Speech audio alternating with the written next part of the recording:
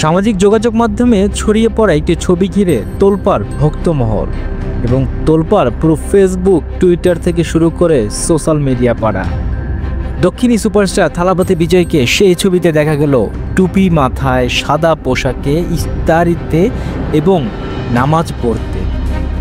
যিনি শোবিজ থেকে বিদায় নিয়ে রাজনীতির নতুন অধ্যায় মাত্র পা রেখেছেন, তাকে দেখা গেছে সাদা ইসলামিক পোশাকে, মাথায় টুপি পরে। সাথে রয়েছে তো ইফতার এবং নামাজের মুহূর্ত, রয়েছে মুসলমানদের শ্রেষ্ঠ বাণী লা ইলাহা ইল্লাল্লাহ মুহাম্মাদুর রাসূলুল্লাহ এটি পড়ার ভিডিও।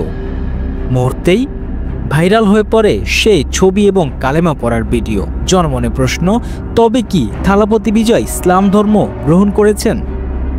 এই জল্পনার সূত্রপাত চেন্নাইয়ের এক বিশাল ইফতার আয়োজনে। পবিত্র রমজান মাস উপলক্ষে নিজের রাজনৈতিক দল তামিলাগা ভেত্রি কাজাগাম টিভিকে এর উদ্যোগে আয়োজিত এই মাহফিল ইফতার ও মোনাজাতে অংশ নিতে দেখা যায় বিজয়কে, যা বহু মানুষের কৌতূহলের কারণ হয়ে দাঁড়িয়েছে।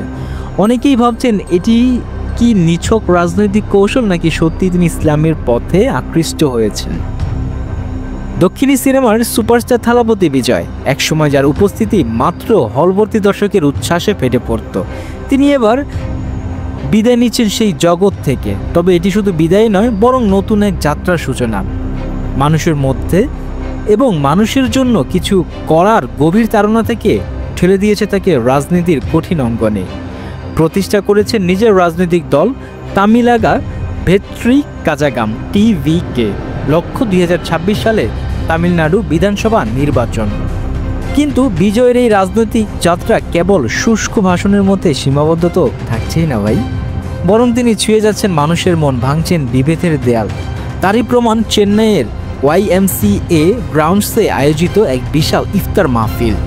পবিত্র রমজান মাস উপলক্ষে আয়োজিত এই অনুষ্ঠানে উপস্থিত বিজয় স্বয়ং নিজেই। তবে এবার পর্দার সেই নায়ককে দেখা গেল এক ভিন্ন রূপে, পরনে সাদা পোশাক, মাথায় টুপি, যেন রাজনীতির মঞ্চে তিনি রয়ে গেছেন সবার আপনজন। সামাজিক যোগাযোগ মাধ্যমে ছড়িয়ে পড়া ভিডিওতে দেখা গেছে বিজয় শুধু অতিথি হয়ে আসেননি, বরং অংশ নিয়েছেন ইফতার ও মোনাজাতে এবং নামাজে। ভারতের গণমাধ্যম জানায় তিনি সেদিন রোজাও রেখেছিলেন, নামাজে অংশগ্রহণ নিয়েছেন।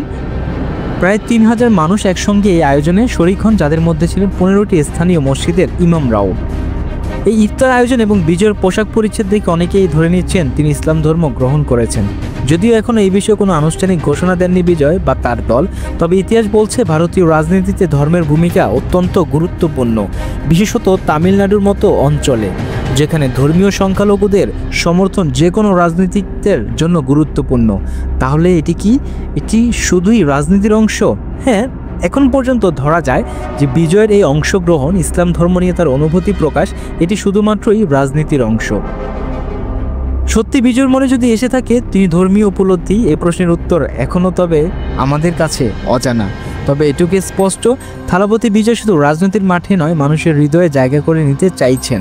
চলচ্চিত্রে তার নায়কত্ব হয়তো শেষ হতে চলেছে, কিন্তু বাস্তব জীবনে তিনি হয়তো তৈরি হয়েছেন আরও বড় কোনো চরিত্রের জন্য।